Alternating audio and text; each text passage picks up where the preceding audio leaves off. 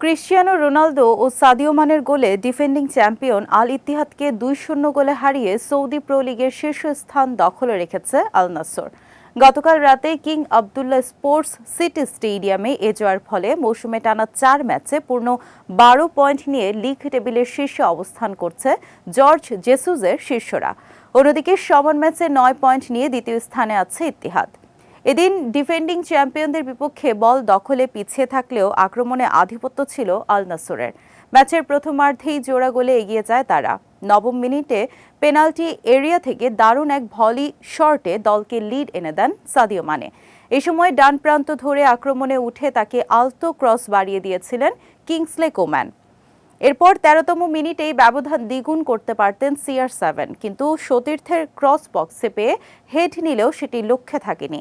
১ minute পর ব্রোজোভিচের pass দখলে নিয়ে বাঁ প্রান্ত ধরে বক্সে ঢুকেন পর্তুগিজ তারকা, তবে এবারও তার নেয়া শট লক্ষ্যে ছিল না। পরে একাধিক প্রচেষ্টায় ৩৫তম মিনিটে গোল আদায় করে নিতে সক্ষম হন রোনালদো। বক্সের বাঁ প্রান্ত থেকে মানের ক্রস ৬ গজ দূরত্বে পেয়ে দ্রুত হেড নিয়ে জালে বল জড়ান তিনি।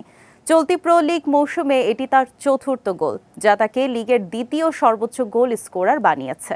এদিকে ২-০ গোলে এগিয়ে থেকে বিরতির পর মাঠে নেমে ফের আক্রমণাত্মক ভঙ্গিতে খেলে আল নাসর, তবে এবার আর গোলের দেখা পায়নি তারা।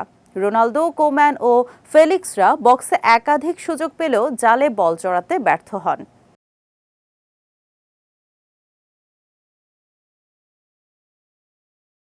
অপরদিকে বারবার অফসাইডের ফাঁদে পড়ে গোল আদায়ে ব্যর্থ হন বেনজেমারা। পুরো ম্যাচে তারা দুটি শট লক্ষ্যে রাখতে পেরেছিল, কিন্তু আল নাসরের গোলরক্ষক ব্রাজিলিয়ান বেন্তো দারুণ দক্ষতায় প্রতিপক্ষের সব প্রচেষ্টা ব্যর্থ করে দেন।